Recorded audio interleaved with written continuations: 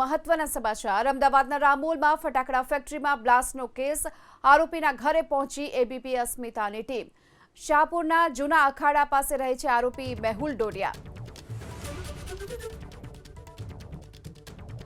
રામોલ ગેરકાયદેસર ફટાકડા ફેક્ટરી બ્લાસ્ટનો જે કથિત આરોપી છે મેહુલ ડોડિયા તેનું આ ઘર જોઈ શકાય છે। આ સીધા દ્રશ્યોમાં ઘર જોઈ શકાય। શાહપુર અખાડા પાસે આવેલું આ જૂનું 2 માળનું ઘર છે। અહીં મેહુલ ડોડિયા, તેના પિતાજી ભાઈલાલભાઈ ડોડિયા, તેમના માતા રમીલાબેન ડોડિયા અને મોટા ભાઈ લલિત ડોડિયા સાથે તે અહીં વસવાટ કરતો હતો। પરંતુ સ્થાનિક લોકો પાસેથી મળેલી માહિતી અનુસાર છેલ્લા થોડા વર્ષોથી તે પરિવાર સાથે અન્ય જગ્યાએ રહે છે, લાંબા વિસ્તારમાં વસવાટ કરતો હોવાની માહિતી મળી છે। આ ઘરમાં હાલમાં જોઈ શકાય છે કે તાળું મારેલું છે અને આ દુર્ઘટના બની તે બાદમાં અહીં કોઈ આસપાસ કોઈ હલચલ નથી અને આસપાસ આ ઘરમાં કોઈ આવતું નથી। પરંતુ જે સ્થાનિક લોકો પાસેથી માહિતી મળી છે તે અનુસાર આ ઘરમાં તે વર્ષોથી તેના પરિવાર સાથે વસવાટ કરતો હતો। વર્ષોથી તેના પરિવાર સાથે વસવાટ કર્યા બાદ તેના ફટાકડાનો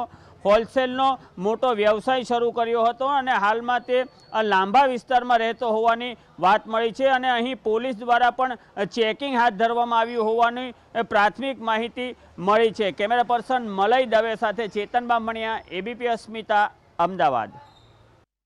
તો શાહપુરના જૂના અખાડા પાસે રહે છે આરોપી મેહુલ ડોડિયાની ફટાકડાની ફેક્ટરીમાં આગથી 9 લોકોના મોત થયા। હાલ તો મેહુલ ડોડિયાનું ઘર બંધ હાલતમાં જોવા મળ્યું। એબીપી અસ્મિતાની ટીમ અહીં પહોંચી હતી। રામોલ પોલીસે મેહુલ ડોડિયા સામે ગુનો નોંધ્યો છે।